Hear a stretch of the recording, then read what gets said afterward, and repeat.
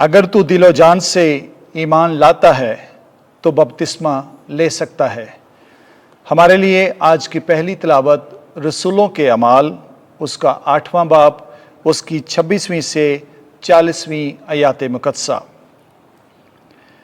اس وقت خداوند کے ایک فرشتے نے فیلبوس سے کہا کہ اٹھ اور جنوب کی طرف اس راہ پر جا جو یروشلم سے غزہ کو جاتی ہے، یہ بیابانی ہے۔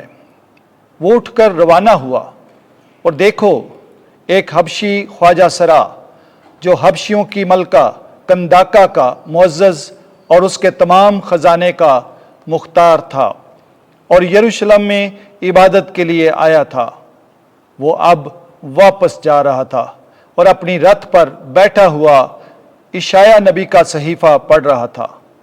پس روح نے فیلبوس سے کہا کہ نزدیک جا اور اس رتھ کے ساتھ ہو لے، اور فیلبوس نے اس کی طرف دوڑ کر اسے اشعیا نبی کا صحیفہ پڑھتے سنا اور کہا کہ جو تو پڑھتا ہے اسے سمجھتا بھی ہے؟ اس نے کہا یہ مجھ سے کیوں کر ہو سکتا ہے جب تک میرا کوئی ہادی نہ ہو۔ پھر اس نے فیلبوس سے درخواست کی کہ میرے ساتھ سوار ہو، بیٹھ۔ اور نوشتہ کا مقام جو وہ پڑھ رہا تھا یہ تھا: وہ بھیڑ کی طرح ذبح ہونے کو لے جایا گیا، اور برے کی مانند جو بال کترنے والے کے آگے خاموش ہوتا ہے، اسی طرح اس نے اپنا منہ نہ کھولا۔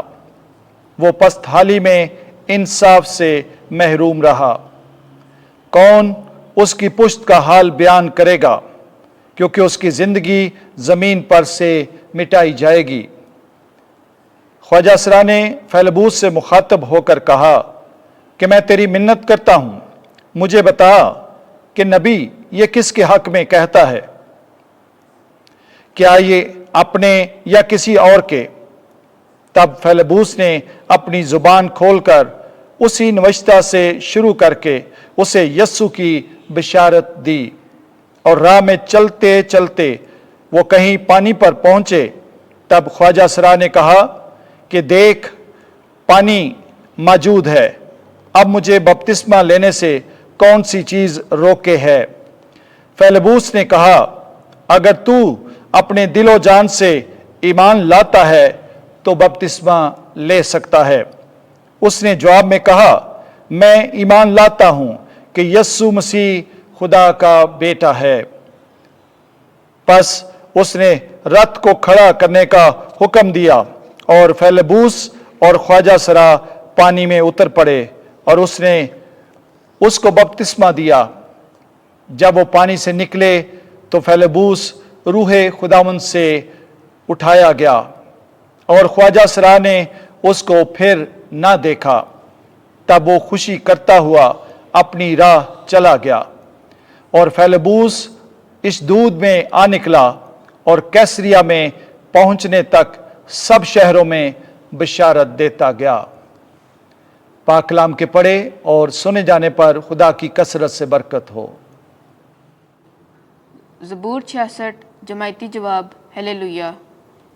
اے قوموں، ہمارے خدا کو مبارک کہو، اس کی حمد کی شہرت بیان کرو۔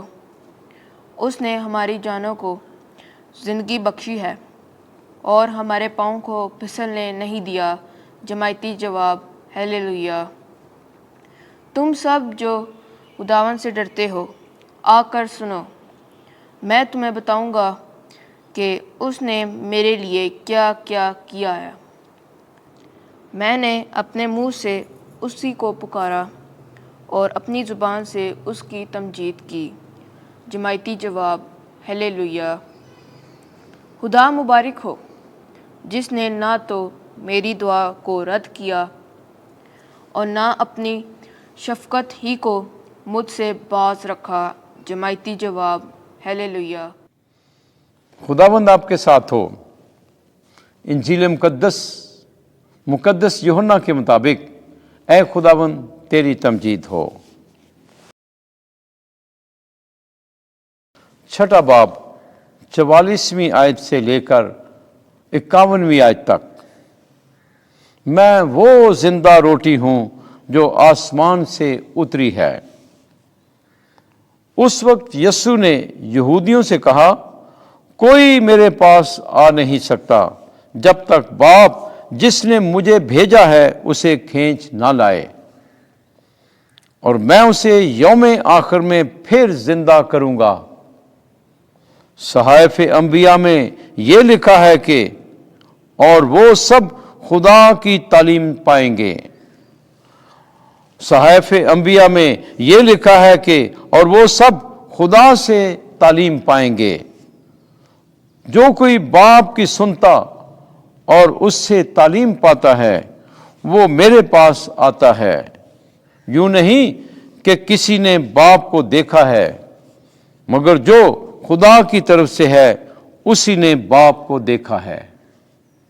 میں تم سے سچ سچ کہتا ہوں، جو ایمان لاتا ہے وہ ہمیشہ کی زندگی رکھتا ہے۔ زندگی کی روٹی میں ہی ہوں۔ تمہارے باپ دادا نے بیابان میں من کھایا اور مر گئے۔ یہ وہ روٹی ہے جو آسمان سے اترتی ہے تاکہ جو اس میں سے کھائے وہ نہ مرے۔ میں وہ زندہ روٹی ہوں جو آسمان سے اتری ہے۔